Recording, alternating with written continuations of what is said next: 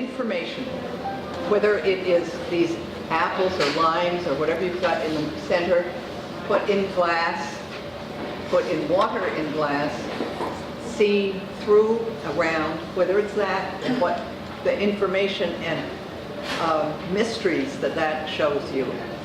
So that's for you to think about, even though, you know, perhaps today you might be working with water in a different way. But water in ponds, lakes, ocean, fish bowls or fish ponds, it's playing with you and giving you information about light, time of day, weather, angle. I don't know what else I say. Oh yeah, the interruptions. Very importantly, the interruptions. Something that you get when if you have these like those fish, or where you have interruptions of rocks, or the traverse of a boat, the patterns that a boat makes, the shadows, the reflections. All of those are what water does and what it's about. And it probably is one of the things that draws you to painting, and it has drawn, you know, centuries of people, because it just, it doubles everything, it triples everything. It's seductive, it's fascinating. These are 3 demonstrations I did. I'd be glad to do more if anyone is interested in, or a repeat one. This is a very common, I don't mean common pejoratively, but it is. It's the long horizon, you know, on your angle, frontal, is very, very, very familiar. This kind of wonderful weather thing that happens. You'll see in the examples there tons of pieces like this. So here was my simulation. You think it's better than this is actually an oil thing. And I didn't, unlike me, I didn't get grayer and grayer here. It's much lighter, and then I sort of had fun with that. So that long horizontal again is very often used with water themes. This one, which I didn't like my copy at all, but I found it very interesting to work with it, because as I did work with this, all these things about information and came through to me. And if I were to do this again, as I was doing it, I sort of started working this through.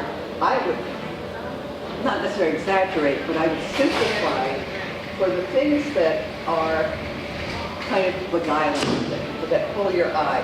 That whatever this little white thing is a sign. So its reflection here.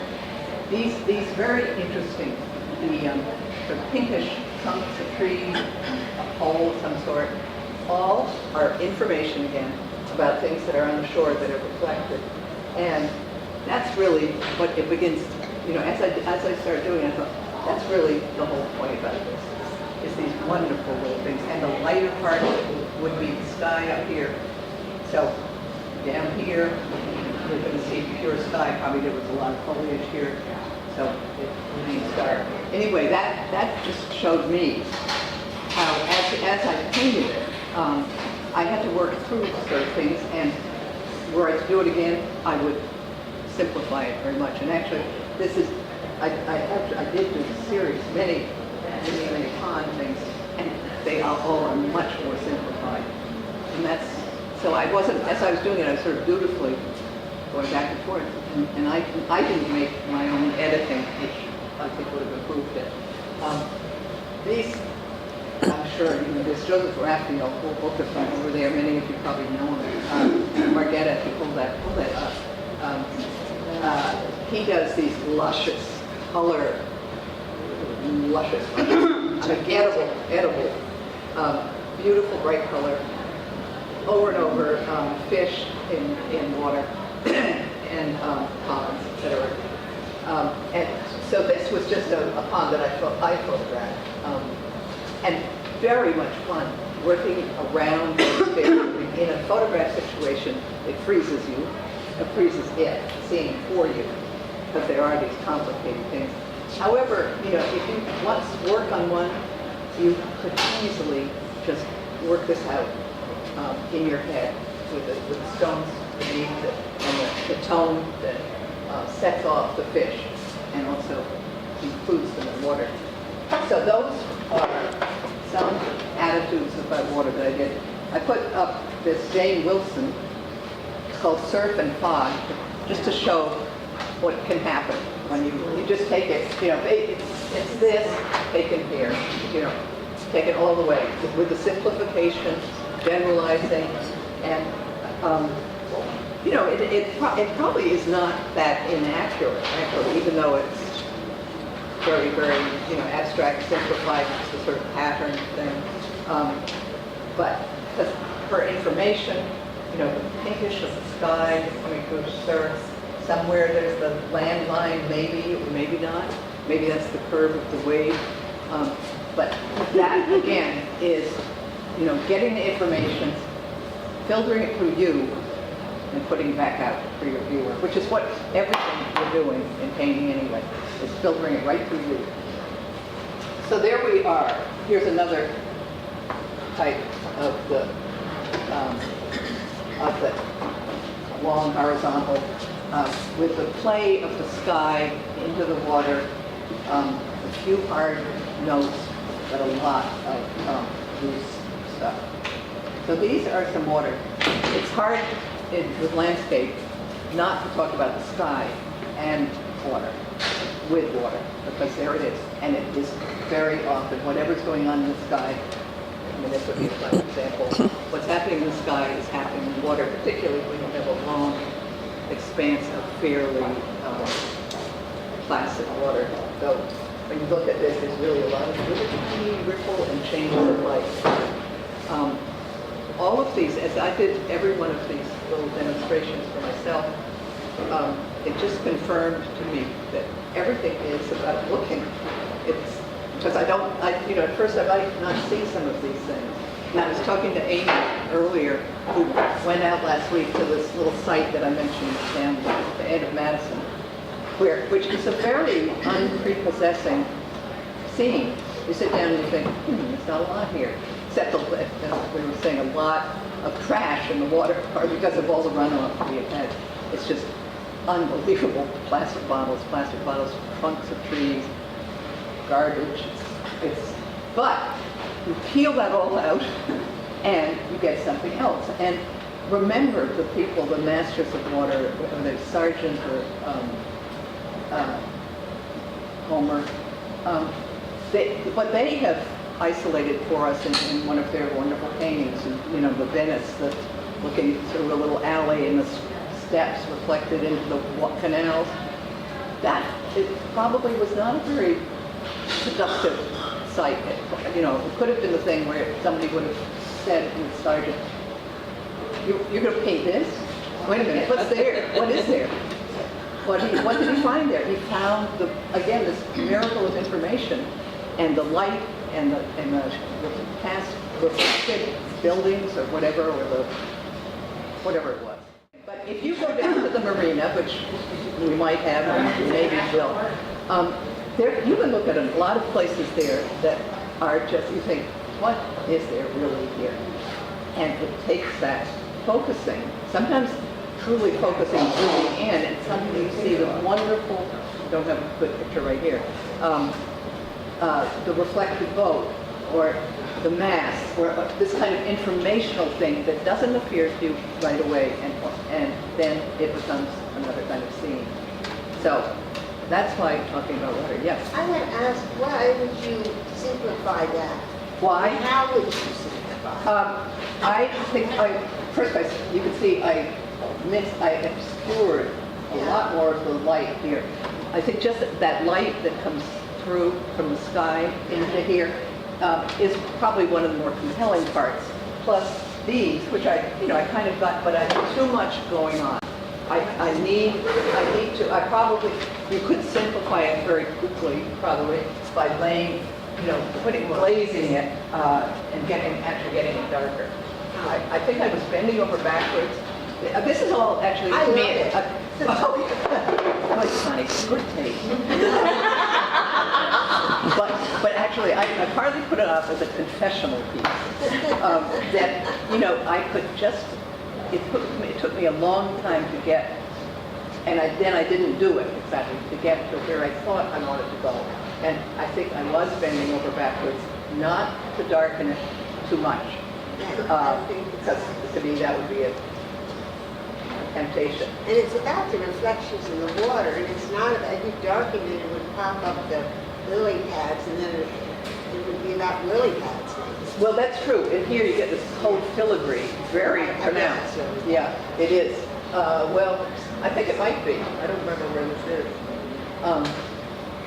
So those would be some of the simplifications I would go. I would try to make my story clearer. I think when you do landscape, you want to have some kind of a story, sometimes literally a narrative, but you want to be saying, which is what leads to abstraction, is when you get your story down to the, sort of like the outline if you're writing paper, then there you are. But we often are not, we're trying to do that. We're trying to do a little essay. And it's a tough thing, So remember what you want to be saying.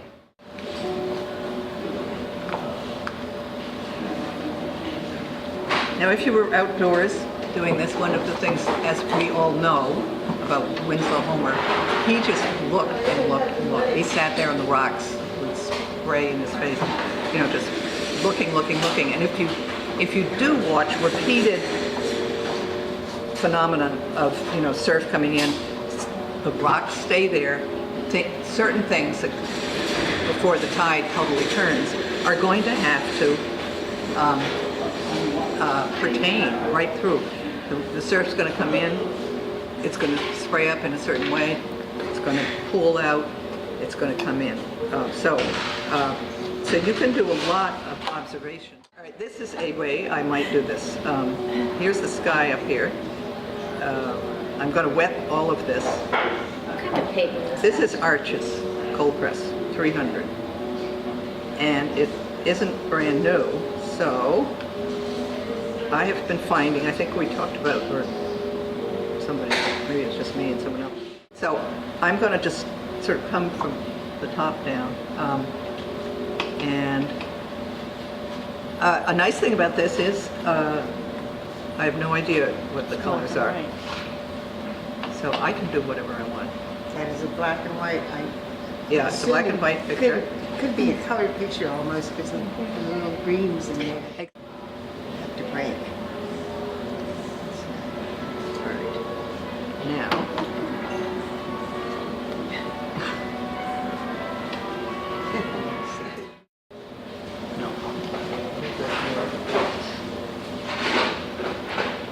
neutralizing.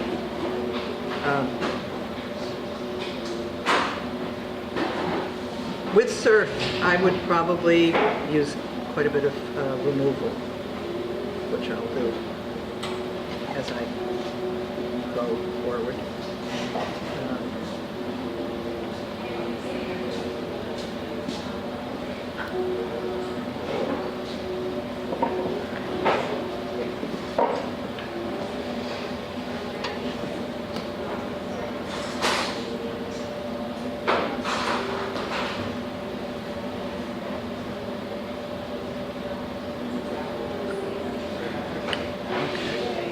Now I have to do a little.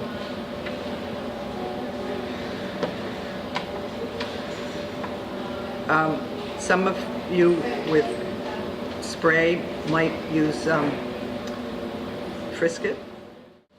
So is that kind of thought of as cheating? I don't think so. I think I don't use it well, so I don't use it. Some people use it beautifully. Some people paint with it. I mean, use it as a assistant. Yeah. And then there, of course, is the reverse way that we've seen with Sargent, where he does some wax resist, like a candle or any kind of wax. And salt.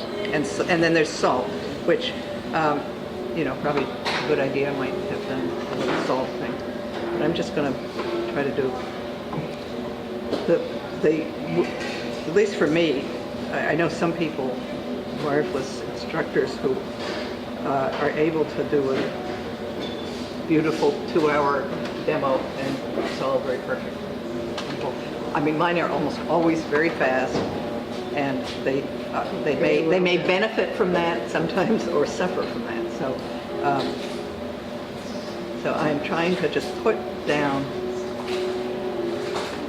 stuff and not belabor too much.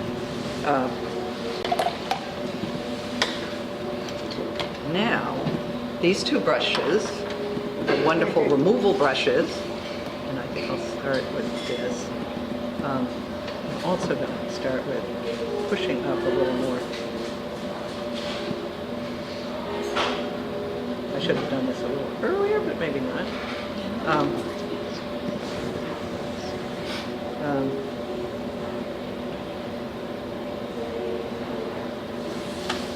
This one, the small flat, is very sharp, very, it's applying paint, you can be very precise. You know, you can do a perfect boat mast or something. Or for removing, it has a lot of heft to. So I'm trying to soften some of these tops a little bit. So one thing always with water, and that this thing, you've got to keep your mind on things being justified, so that you're not doing something at this level up here and this level down here. You're trying to give information about whatever it is, the surf coming in, and you know, so there's a pattern. You don't want it to be pattern, or you're going to be very confused. Your viewer is going to be very confused. I'm just curious, are these brushes, which, you know, when I've been in your class, are these your go-to brushes if you had to be on the desert island? Are these the two Yes. that you were well, going not to... this one so much. But your two... This little guy, yes. But now my go-to brush, I'd see they've sort of changed a little. My other go-to brush is the filbert that I don't have with me today because I borrowed it from my locker, so it's not. And that I just love. I love the amount of water it carries, and it's a small one. It's about like that. Don't you have this brush too? Yes, and I love this one. It's a very nice round. Yeah. I mean, I would always want some kind of a round. What kind of a name is that? This one, I think, is Yashitomo, isn't it? I had an Escada brush like that. Now I can't read it. Can anyone read it? Silverado, it says. I think it's a Japanese brush. Do they have them at the shop? This one actually, Silverado. I mean, they have, they have those plastic ones. yeah, I think it's Yashitomo, but, and it's, what number is it? 12. 12. You can find a round like this, Winsor & Newton probably, or others. And they, just when you find one that you like and trust the amount of play in it, the amount of water it conveys, then there you are, stay with it. And it was an interview with Calatrava, you know, the architect, and he does his sketches on planes when he's traveling, you know, the world. So he was talking about his go-to brushes, and so his go-tos were Da Vinci, and they were, I think, 8, 10, and 12 round. That would And make sense. you know, I didn't know any different, so I got 3, 8, 10, and 12 round. And I have to say, you know, you do get this emotional attachment to You do. a brush. You do. know, and sometimes it's and I think of the story of him, and now. Have you tried using them on a plane? No, because they're not travel. I couldn't. They're Using too what? big. He must ride in the front of the plane. I'm sure he does. With those, yeah. Well, Calatrava's. So Yeah, what actually, I'm I doing is don't paint on a a plane. combination of some hard edged stuff.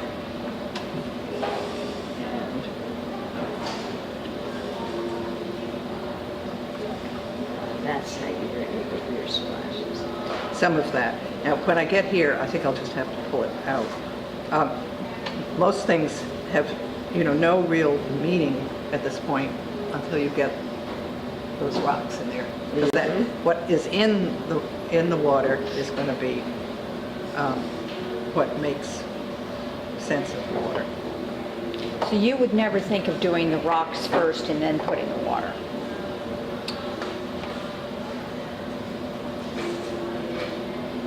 I might, yeah, I might. It's sort of the question that you were asking about the flower with the surrounding background.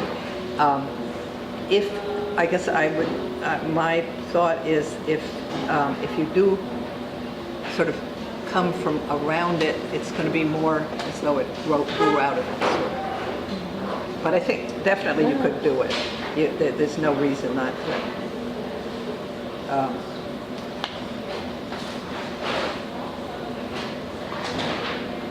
So, You wet everything except the rocks. yeah, in I this didn't wet the version. rocks because I wanted to, and this is perfectly dry up here. So with the rocks, I am going to, here's this solid, as you know, silhouetted, sort of backlit rock thing, and I definitely want to get some variety into them. I don't want them to be just a black lump. A lump. Wouldn't that be terrible? Terrible. Thank goodness you came in. I'm weeping. You're weeping. Okay. I'm going to go to my go-to brush.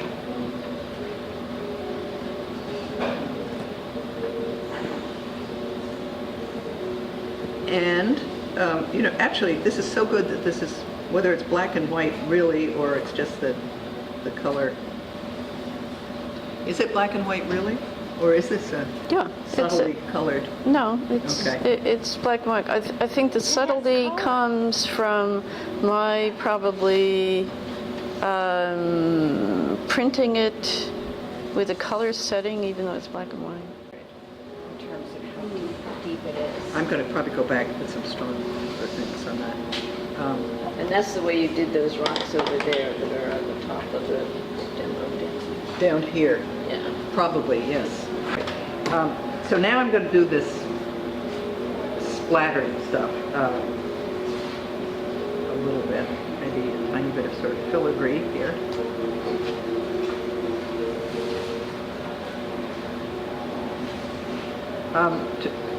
Though I'm sure I'm going to go darker. Some of this, I think,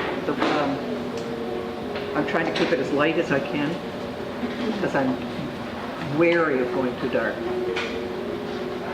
Any sweeping statement, of course, is wrong. That's I guess- probably, I yes, guess.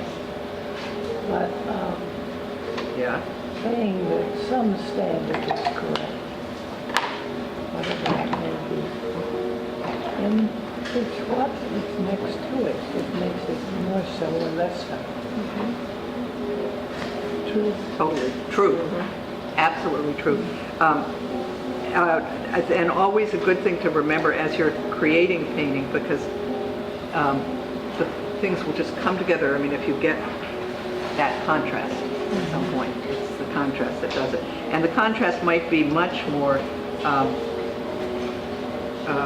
subtle than you think. It doesn't necessarily have to be dark white, but and contrast of color even. You presented a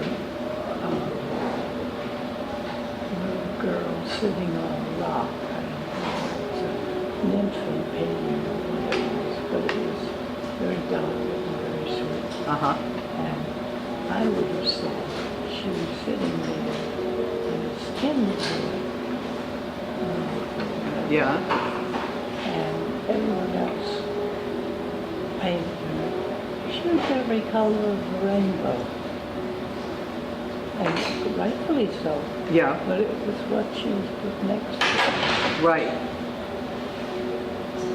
Very, very good point. I mean, the more I paint, the more I keep thinking contrast.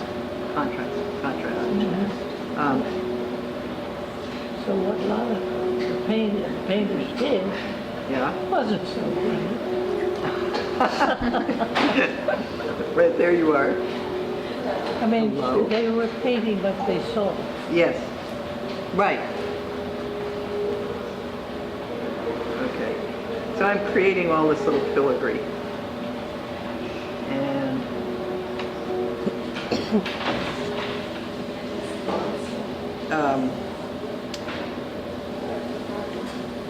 I'm going to go back on this with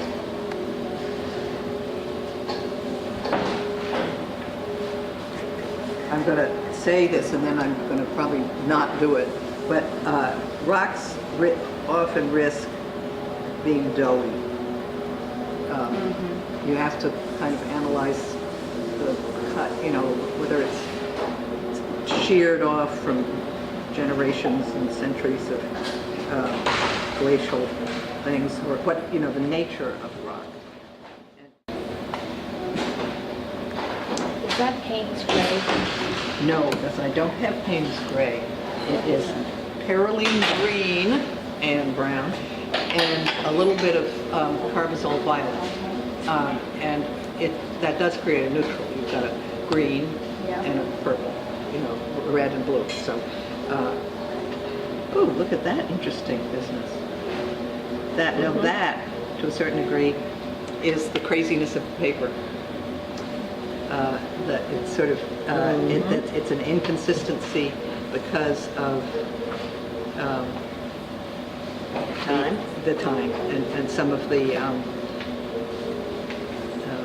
medium is cracked. Okay, let's see. Halation is something that can be used when you have rocks. When I was, or a light surface, you could take a little to indicate that light is hitting it. Actually, I think I'll use the poison green instead. That the light is sort of kissing the top of those rocks.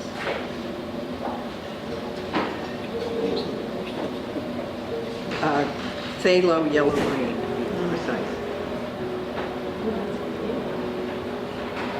That was the one where you said phthalo yellow-green plus something made coral. Right, phthalo yellow-green plus opera, Opera, right. which Makes a beautiful coral. makes that melony coral just kind of remarkable. Gotta be a winner or a horror.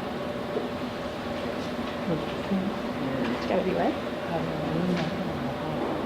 Yes. But these are supposed to be more rocks. They aren't really, but I'm putting them in.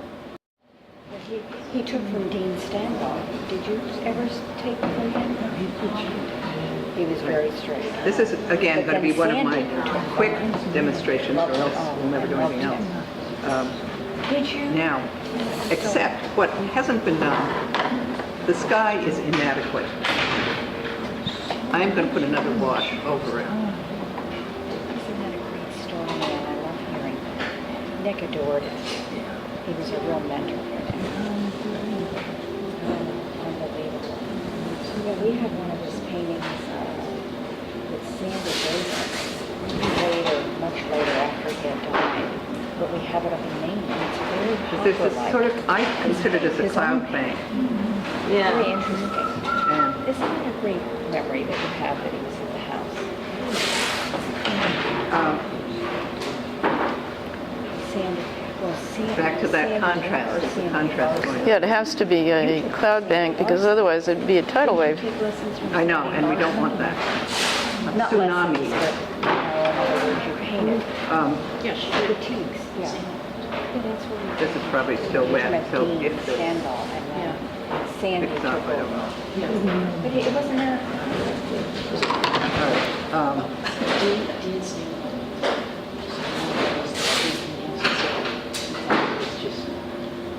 right, here's a point where the power of the untouched paper.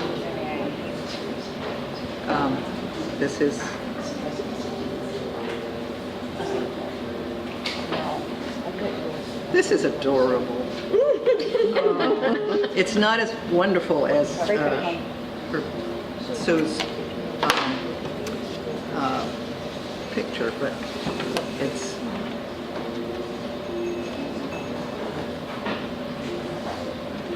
the power of paper towel.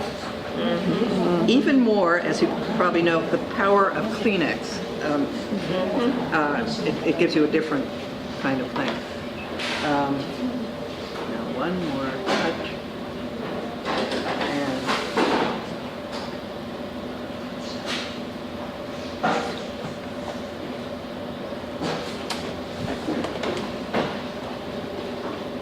okay.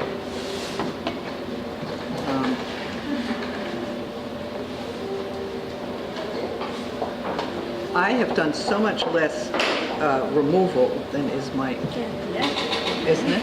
What? Hardly done anything. I It's know. all that Right. spray that you did. It was all painting hard. around. Yeah, painting around. So you do a lot of the removal. I do a lot of removal, but I am trying not to do it too much in my demonstrations because I do it all the time, and it's all. Then sometimes I feel I'm talking about that.